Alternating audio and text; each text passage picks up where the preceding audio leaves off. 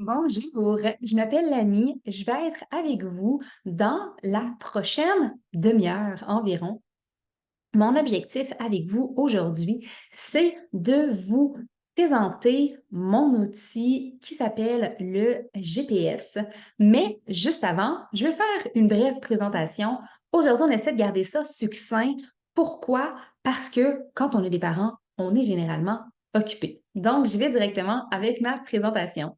Je m'appelle Lani Archambault. Je suis maman deux fois de deux beaux garçons énergiques, sportifs, deux garçons qui sont aussi très sensibles sur le plan émotionnel, qui ont plusieurs particularités sensorielles également, tout comme moi. Je suis aussi détentrice d'un diplôme de baccalauréat et de maîtrise en psychoéducation. J'accompagne les familles depuis déjà plus de 15 ans. J'ai ma propre clinique psychosociale. Je suis autrice, conférencière, formatrice. J'ai déjà créé plus d'une vingtaine de formations pour les parents, les éducateurs, bref, les intervenants du monde de l'enfance. Ça me fait immensément plaisir d'être avec vous aujourd'hui. Je vais également contribuer à l'accompagnement de stagiaires de niveau de maîtrise en collaboration avec l'Université de Montréal. Donc, ma clinique est un milieu de stage pour l'université. Ça me fait vraiment plaisir de partager mes connaissances. Donc, on va y aller avec qu'est-ce que c'est le fameux GPS? D'abord, qu'est-ce que ça veut dire pour moi GPS? GPS, c'est les initiales pour guide du parent soutenant. Mais c'est quoi ce guide-là? En fait, c'est un modèle d'analyse des comportements pour être capable de mettre le doigt sur la racine, le fameux pourquoi. Pourquoi mon enfant fait ça? Pourquoi mon enfant fait des crises? Pourquoi mon enfant s'oppose? Pourquoi il y a ce comportement-là? Pourquoi il tape les amis, même s'il comprend? Pourquoi il pleure à la place de parler, même s'il sait parler? Donc, on va venir avec cet outil-là répondre à vos fameux pourquoi. Donc, en comprenant ce qui déclenche un comportement, on peut intervenir de manière beaucoup plus efficace. Pourquoi? Parce qu'on intervient en prévention, qu'on vient donc diminuer la fréquence ou la durée, l'intensité aussi d'un comportement, comme l'opposition, les crises, l'impolitesse, l'agitation, l'obstination. Puis, ça fait aussi qu'un coup que le comportement apparaît, parce que bien qu'on en élimine certains, il y en a des comportements qui vont rester présents, on sait quoi faire et nos interventions sont plus efficaces. Donc, on perd moins de temps, on augmente l'efficacité. C'est quand même génial. Donc, le GPS, c'est aussi une grille d'analyse simplifiée des comportements. C'est de la théorie, mais pas plate et très concrète. C'est des exemples aussi illustrés communs qui sont vécus dans beaucoup de familles. J'ai pris des situations ordinaires qui font en sorte qu'on est parfois essoufflé, dépassé en tant que parent, qu'on aurait besoin d'un coup de main, mais c'est ces situations-là que je vous ai illustrées dans le GPS. C'est également le GPS des idées d'intervention et des concepts d'intervention pour accompagner nos enfants.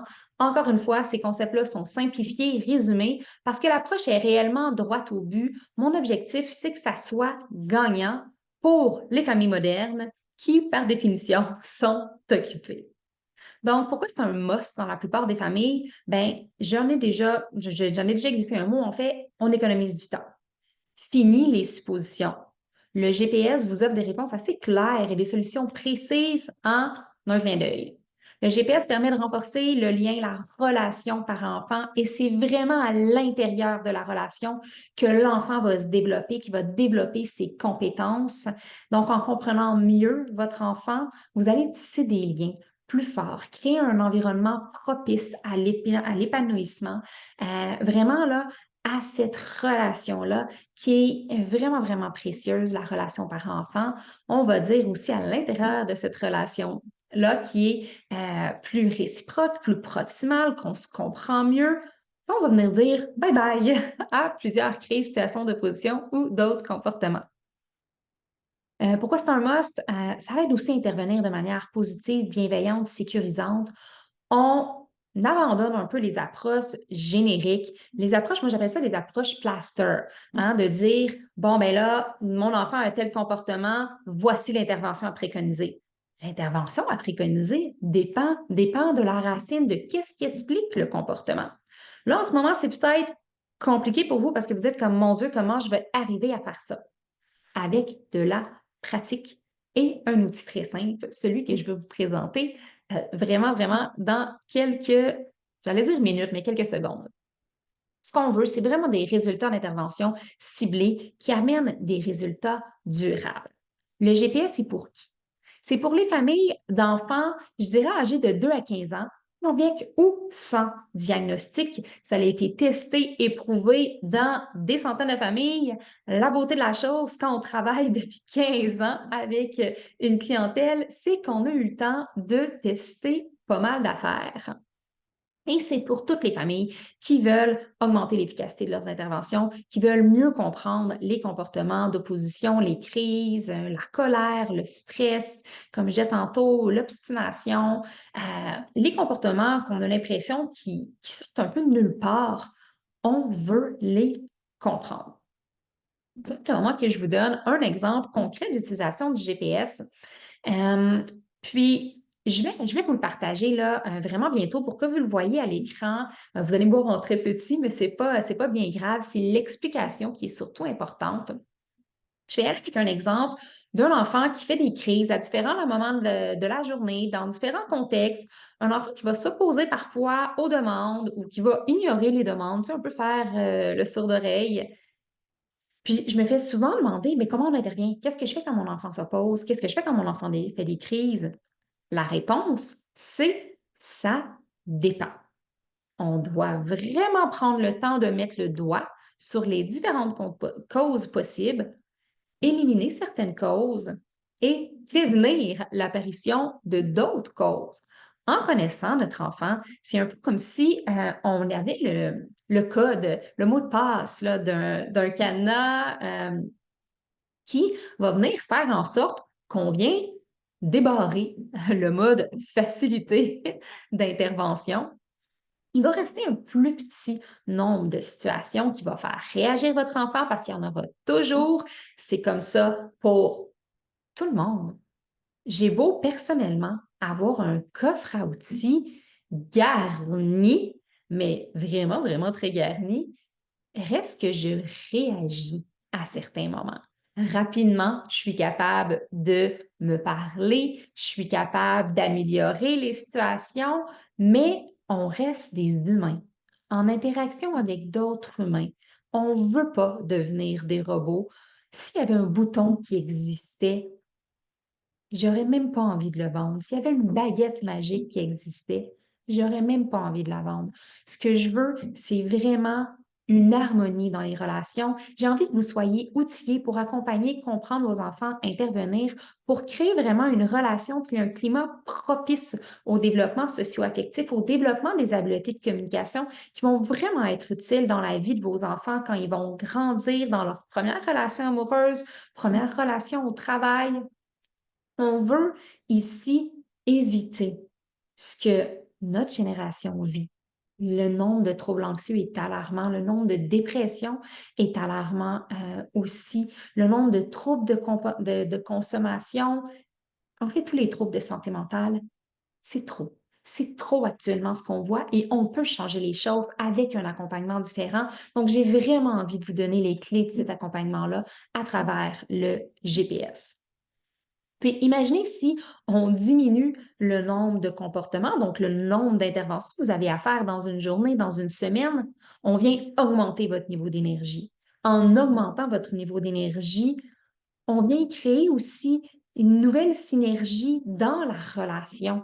Ça aussi, ça va aider à accompagner votre enfant et ça va aider à améliorer ses comportements. C'est comme un effet boule de neige, mais agréable et positif. Donc, on prend un exemple, comme je disais, classique.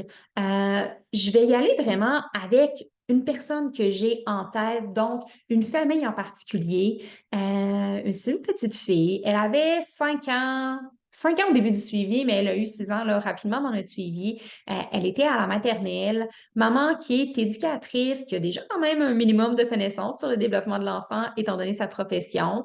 La petite fille, c'est une petite fille qui est décrite comme étant très intelligente, vif d'esprit. Elle s'exprime bien. C'est un enfant unique. Les parents sont séparés depuis peu.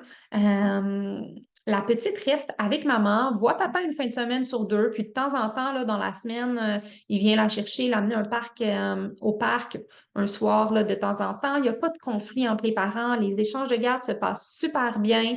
Les parents communiquent bien entre eux. Ils sont chacun proches de leur famille respective. Ils ont de l'aide des grands-parents. Bref, c'est quand même harmonieux, là, les relations dans la famille. Le défi, les motifs de consultation, c'est les crises. Les crises de la cocotte, surtout en fin de journée ou en début de journée, les parents ont de la difficulté à mettre le doigt parce que quand ils croient avoir compris une cause, bien, ils se rendent compte qu'il y a pas juste une exception, mais beaucoup d'exceptions. Pourtant, à l'école, même si la petite mentionne qu'elle est triste, qu'elle ne veut pas aller à l'école, elle semble heureuse, du moins selon les enseignants, selon le portrait que les enseignants ont dressé aux parents. C'est une petite fille qui a des amis, elle fait le travail demandé, elle apprécie beaucoup, beaucoup les périodes là, de dessin ou un petit peu plus artistiques. Elle va même à certains moments participer, lever la main. Elle performe très, très bien. Ses apprentissages vont bien, mais elle fait des crises le matin ou des fois pour ne pas aller à l'école. Mais à d'autres moments, c'est pas ça. Puis les parents ont de la misère un petit peu à cerner le pourquoi. Elle va aussi refuser certaines étapes de la routine, avoir du mal un peu à se séparer de maman, mais à d'autres moments, ça va super bien dans un contexte très similaire. Donc, certains matins, avant d'aller à l'école, il n'y a pas de problème. D'autres matins, c'est plus difficile. Donc, à l'aide du GPS, on va aller analyser ça. Je vais vous partager le fameux GPS pour que vous puissiez déjà avoir un peu une idée de quoi ça peut ressembler. Donc, c'est un document PDF. D'abord, avant tout, je vous explique ce qui se cache en dessous des comportements, les 6 causes les plus fréquentes des différents comportements. Donc, elles sont illustrées ici. On voit le dessin d'un iceberg avec son reflet un peu sous l'eau, tu sais, ce qui se passe en dessous de l'eau. Quand on dit la pointe de l'iceberg, c'est ce qui émerge, c'est ce qu'on voit. Mais au-delà de la pointe, il y a souvent des choses qui sont beaucoup plus importantes sous l'eau et c'est ça qu'il faut aller regarder en tant que parent. C'est ce qui se cache en dessous. La pointe de l'iceberg, ça fait donc référence au comportement ici et ce qui se cache en dessous, c'est les causes. Donc, qu'est-ce qui explique que l'enfant fait des crises, par exemple dans cette situation-là, ou qu'elle va s'opposer à certains moments de la routine? Ça se peut qu'il y ait des compétences qui ne soient pas acquises totalement, qui sont en émergence. Ça se peut aussi qu'il y ait des émotions cachées. Ça se peut qu'il y ait, sur le plan sensoriel, un sens qui est irrité ou au contraire, qui cherche à être stimulé, qui a besoin de stimulation. Ça se peut que l'enfant ait un de ses besoins qui ne soit pas répondu. Mais ce n'est pas tout le temps facile. Ce n'est pas facile pour nous en tant que parents de nommer nos besoins, même si on est des adultes. Donc, pour l'enfant, non, ce n'est pas facile de nommer ses besoins. On doit être très vigilant et essayer de les comprendre. Ensuite, un autre facteur explicatif des comportements, c'est le fameux plaisir. La job des enfants, c'est d'avoir du fun, puis de se développer à travers leurs expériences, puis leurs apprentissages faits de manière agréable, c'est ce qu'on souhaite, en ayant du plaisir. Donc, ils s'attardent à créer ce plaisir-là. Fait que des fois, ils ont un gain, ils ont du plaisir et ça va faire en sorte que le comportement va se maintenir puisqu'ils ont du fun à le maintenir. Ça peut aussi être une réponse au stress. Donc, un comportement, que ce soit de l'agitation, de l'opposition, une crise, ça peut réellement être la manière que l'enfant a de répondre au stress. L'enfant va donc fuir ou combattre, puis cette fameuse fuite-là, ben, ça peut être de l'évitement, ça peut être de l'agitation, ça peut être de l'opposition. Le combat peut être la crise, justement, ou une position un petit peu plus vigoureuse. Fait que je vous les explique, chacun un après l'autre, en vous aidant, vous proposant des questions pour vous permettre de réfléchir. Mon objectif, c'est réellement que vous soyez autonome dans l'utilisation de cet outil-là. Donc, un coup que vous aurez lu et que vous allez avoir une meilleure connaissance des détails de chacun d'eux, ce que je vous propose, c'est de remplir la grille d'analyse. Donc, là, on prend la cocotte. Disons, on prend une crise le matin, tout allait bien, elle arrive devant l'école, fait une crise, c'est tant la séparation, maman l'a validé, elle dit non, c'est pas ça, c'est pas que je veux rester avec toi, mais là, elle fait une crise. Pourquoi elle fait une crise? Comment maman va intervenir si elle ne sait pas ce qui se passe? Je prends une petite gorgée d'eau puis on analyse ça ensemble. Est-ce qu'il pourrait y avoir un besoin non répondu? Ça va être beaucoup plus facile quand il va y avoir une situation très, très, très précise pour vous que vous allez avoir vécue. Pourquoi? Parce que vous allez avoir d'autres éléments. Donc, ici, l'exemple que je prends, ben, il est quand même un petit peu sorti de son contexte où vous êtes capable de vous imaginer un enfant faire une crise devant l'école, puis son parent s'agenouiller puis essayer de l'accompagner, de lui parler. Mais il nous manque quand même certains éléments, donc ça va être beaucoup plus facile pour vous que ce l'est actuellement de faire l'exercice. Donc, est-ce qu'il pourrait y avoir un besoin non répondu? En fait, la réponse, c'est tout le temps oui, hein. Il pourrait tout le temps y avoir un des 6 éléments présents. Dans ce cas-ci, si on prend là, les besoins de base, est-ce qu'elle a mangé? Oui. Est-ce qu'elle a bu? Oh, zut, non. Elle n'a pas bu ce matin-là. Euh, Est-ce qu'elle est allée à la salle de bain? Est-ce que oui, elle est allée, elle a fait pipi juste avant de partir?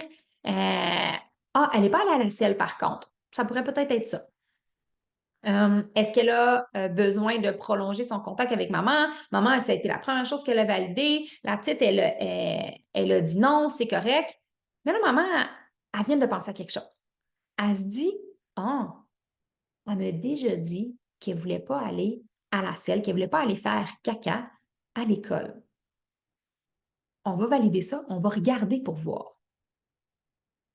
Maman, elle cherche qu'est-ce qui pourrait faire en sorte que tu pleures. Là, je vais parler un peu comme si c'était la maman qui parlait à son enfant. Tu me dis que c'était correct, ce matin, tu te sentais bien, que c'était correct que maman allait travailler, toi, tu te sentais prête à aller à l'école toute seule. Mais là, j'ai quand même l'impression que quelque chose qui te dérange. Est-ce que ça se pourrait que tu aies envie d'aller aux toilettes, que tu as envie d'aller faire caca? Tu te fais comme oui. Est-ce qu'il y a une émotion aussi en dessous de ça? Il y avait de la gêne. La petite fille, elle projette qu'elle va être gênée. Elle est gênée de le nommer à maman aussi. Donc, il y a un besoin non répondu. Il y a une gêne. Est-ce qu'il y a une compétence non acquise ou en émergence? Dans cette situation-là, pas vraiment. Je vais vous en illustrer d'autres, puis vous allez peut-être mieux comprendre cet élément-là. Plaisir ou gain. Est-ce qu'elle a un gain à faire ça?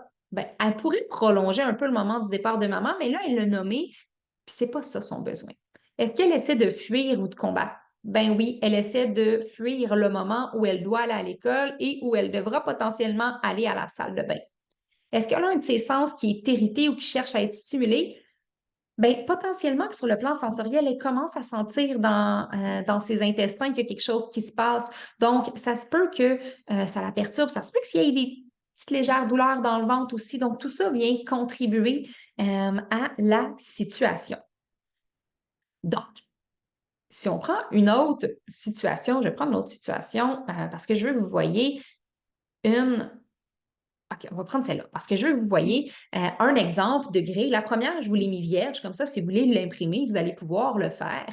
Si vous voulez la remplir aussi davantage là, à l'écran avec un iPad, un téléphone, il n'y a pas de problème, mais je vous en ai mis une des grilles un peu annotées, cochées.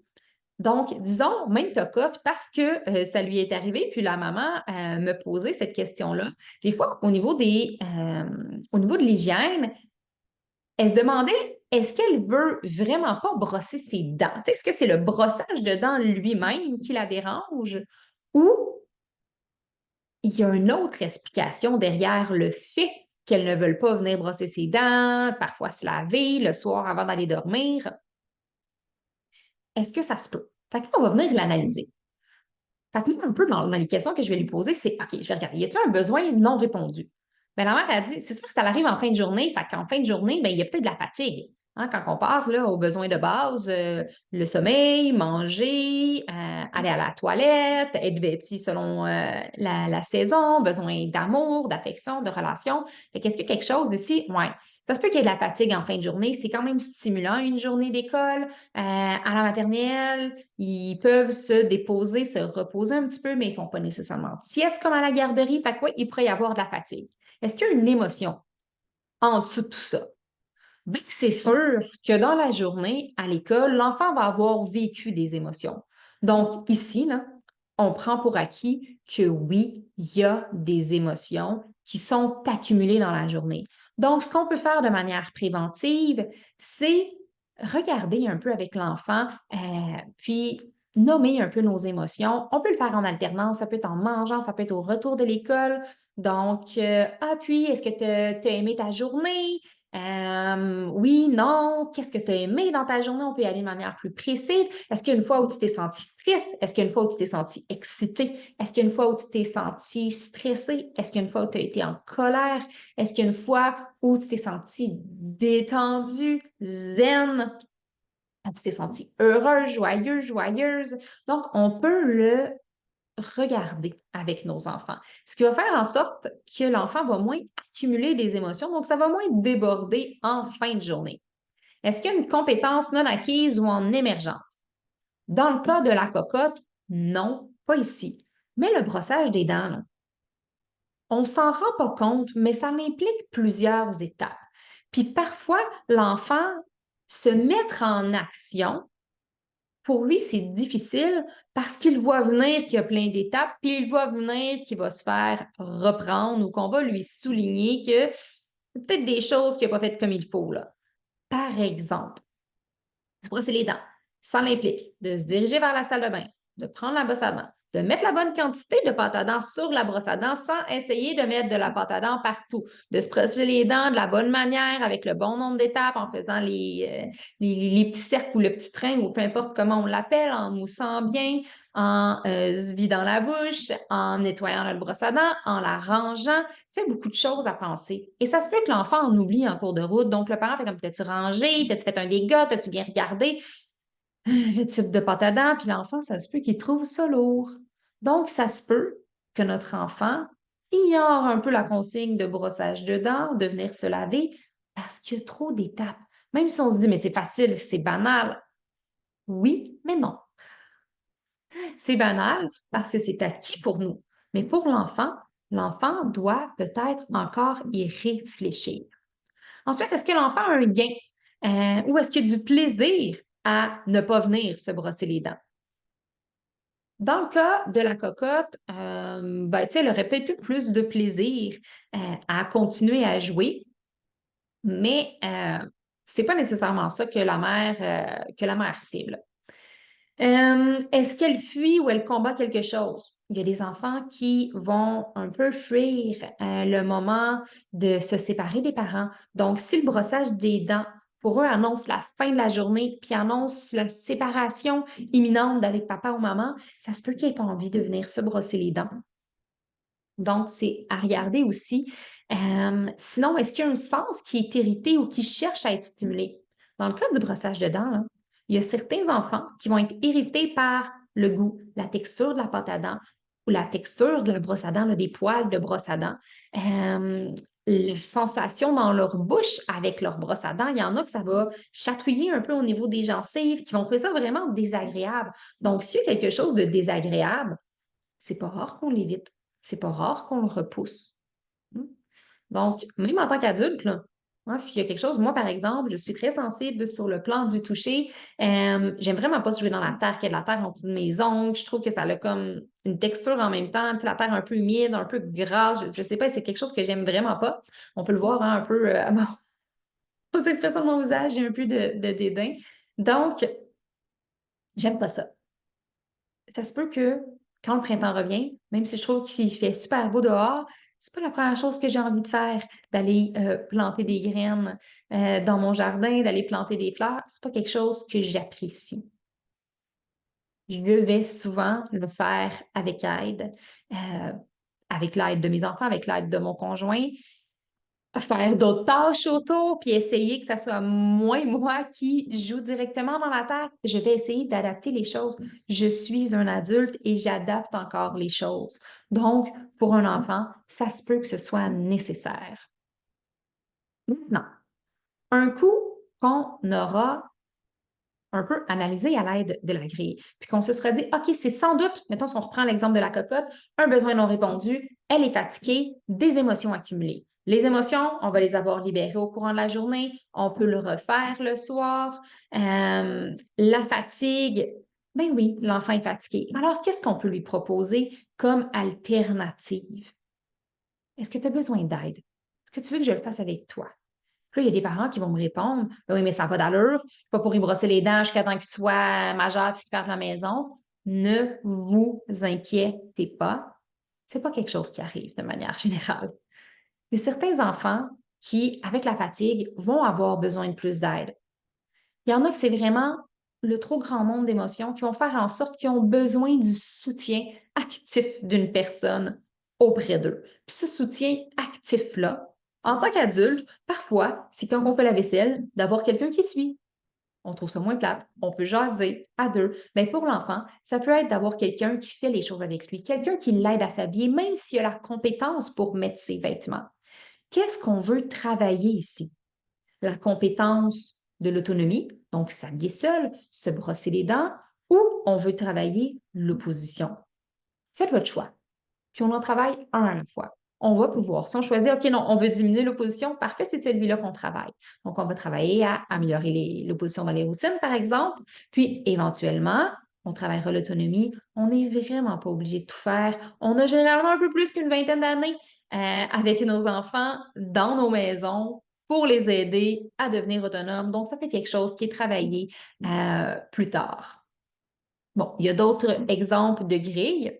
Ensuite, je propose dans le GPS carrément des outils, en fait des idées, pardon, d'intervention selon quelles étaient les cibles. Par exemple, si c'est un besoin non répondu, on va nommer le besoin, on va répondre au besoin. Donc, dans ce cas-ci, on va lui dire, ça se pourrait que tu sois fatigué à la fin de la journée. Quand on est fatigué, des fois, on a comme moins le goût de s'activer pour faire les tâches. Est-ce que je pourrais t'aider dans cette tâche-là? Fait qu'on va répondre aux besoins. Hein, on va répondre aux besoins du sommeil de l'enfant. Puis, là, bon, c'est un exemple de fin de journée. Si c'était en début de journée, un coup qu'on a nommé le besoin, qu'on a répondu aux besoins, qu'on a par exemple aidé notre enfant à s'habiller avec en alternant, disons, bon, mais choisis deux morceaux que tu vas mettre par toi-même, puis maman va mettre le reste. Ou choisis par quel morceau tu commences, super, je te le mets. Ensuite, on continue un autre morceau, c'est toi qui le mets. Ensuite, c'est moi qui le mets. Donc, un coup qu'on a nommé le besoin d'aide, le besoin d'être soutenu, le besoin de proximité. Un coup qu'on l'a nommé, on va répondre à ce besoin-là, puis on va simplement poursuivre la journée. On va faire un petit retour sur la situation par la suite en disant, ça avait fait du bien de nommer le besoin. Est-ce que tu as apprécié que maman elle t'aide, par exemple? Oui, génial. Merci de m'avoir permis de t'aider. Je trouve que ça s'est bien passé. On continue notre journée, tout simplement. Si c'est une émotion, je vous suggère d'autres choses. Si c'est une compétence non acquise, d'autres choses. Le plaisir, même chose. Donc, il y a des idées d'intervention pour chaque cause que je proposais. Ensuite, j'explique aussi 4 concepts d'intervention vraiment pertinents, des concepts d'intervention desquels je me fais souvent poser des questions, comme par exemple, comment on fait un retour? Bien, je vous l'explique. Le retrait, là. Fait que mettre son enfant dans sa chambre. Est-ce que je fais ça? Si oui, comment? C'est-tu out? C'est-tu in? C'est quoi les règles? Bien, je vous l'explique. Un geste de réparation. Certains parents vont appeler ça une punition. C'est pas vraiment une punition. D'autres vont appeler ça une conséquence. Je préfère vraiment le terme geste de réparation parce que s'il y a quelque chose à réparer, on le répare. Je vous l'explique ici. Et les stratégies physiques. Les stratégies physiques, en fait, sont en lien avec l'expression d'une émotion. l'enfant qui va avoir une émotion non répondue va avoir besoin d'être soutenu sur le plan émotionnel. Comment on fait ça, soutenir notre enfant? On le fait par étapes. On va nommer son émotion.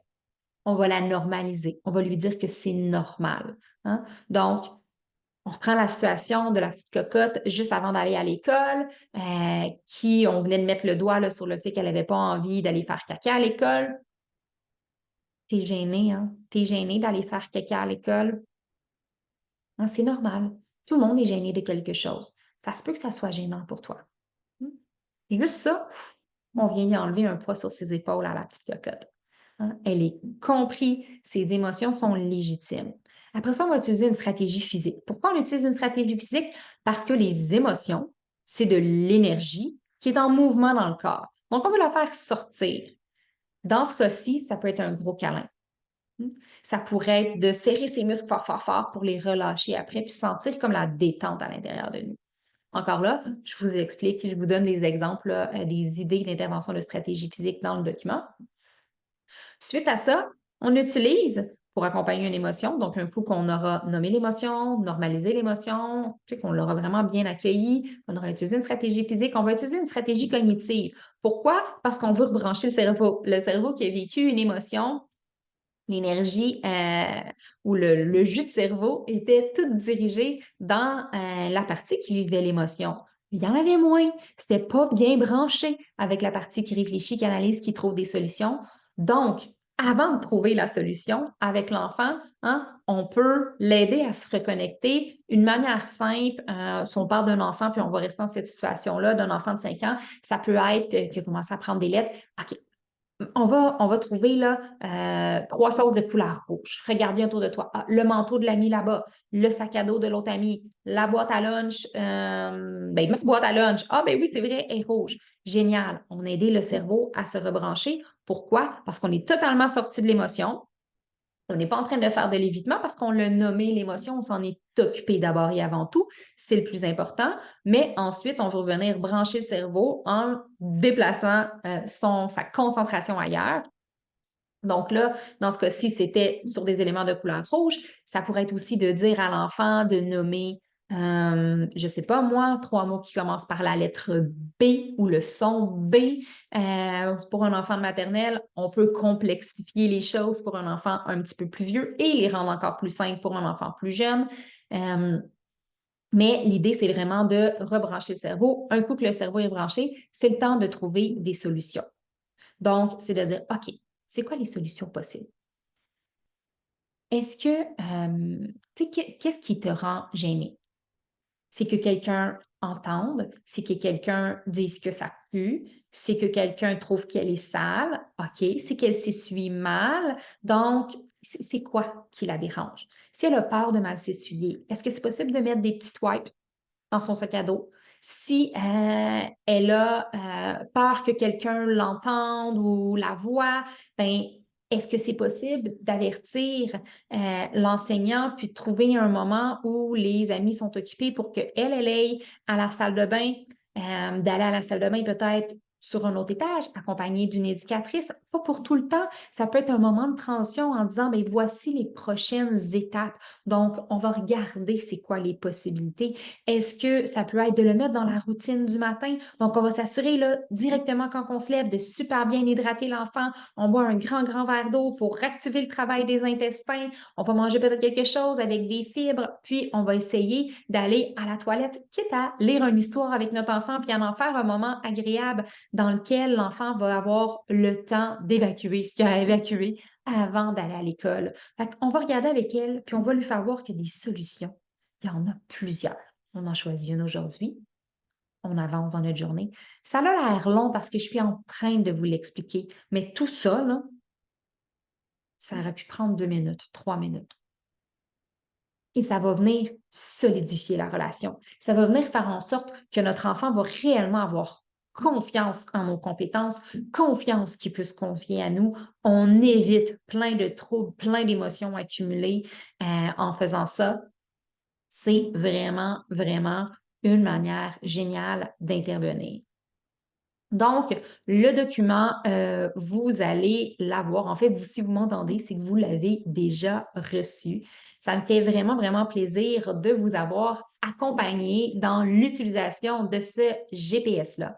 Si vous voulez aller plus loin pour comprendre avec encore plus de profondeur, que vous voulez vous sentir plus confiant dans vos interventions, vous voulez m'entendre sur des sujets comme la gestion des écrans, la régulation des émotions, la communication dans le couple, la gestion des comportements à table au moment des repas, contenu de l'assiette, mais vraiment comme qu'est-ce que je fais si mon enfant ne veut pas manger, demande de l'aide pour manger, s'il fait juste manger des collations, s'il veut juste manger devant la télé avec la tablette. Bref, j'ai plein de belles réponses pour vous, solutions, idées aussi. Toujours en commençant par on comprend ce qui amène le comportement et ensuite on intervient, bien évidemment.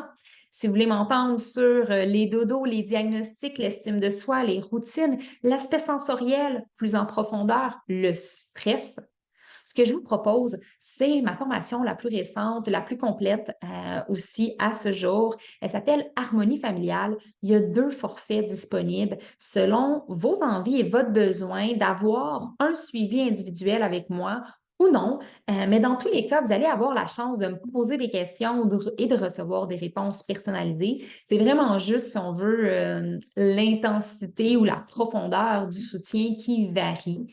J'ai ajouté des centaines de dollars de bonus à cette formation-là parce que j'ai vraiment envie que vous vous sentiez outillé complètement. C'est exactement ce que j'aurais aimé avoir quand je suis devenue maman. J'aurais sauvé tellement de temps dans mes interventions. J'aurais sauvé du temps aussi à douter de moi. Et être une maman, un papa, un parent, un accompagnateur, un intervenant qui doute moins, ça a une grande valeur. Harmonie familiale, c'est super concret, pratique. C'est possible d'y passer 15 minutes par jour. Je vous l'ai dit, je le sais que vous êtes des familles occupées. Fait que c'est possible de passer 15 minutes par jour, quelques jours par semaine et de réellement voir des améliorations en quelques semaines. J'ai accompagné des centaines de familles dont les enfants avaient parfois des diagnostics multiples. Et ça reste un must, même dans les familles qui sont décrites comme étant atypiques, parce que à travers la formation, je vous apprends vraiment à décoder. Ça ressemblait à déconner, mais c'est pas ça, je vous apprends pas à déconner, mais bien à décoder et à personnaliser les interventions au maximum en considérant non seulement les besoins de vos enfants, mais aussi l'environnement dans lequel votre enfant se trouve, parce que ça se peut que ses comportements soient différents à la maison versus à l'école. On va venir non seulement comprendre pourquoi, mais être capable d'intervenir de manière optimale dans ces environnements-là. Ce que je veux, c'est que vous soyez autonome. Vous êtes déjà les plus grands spécialistes de vos enfants.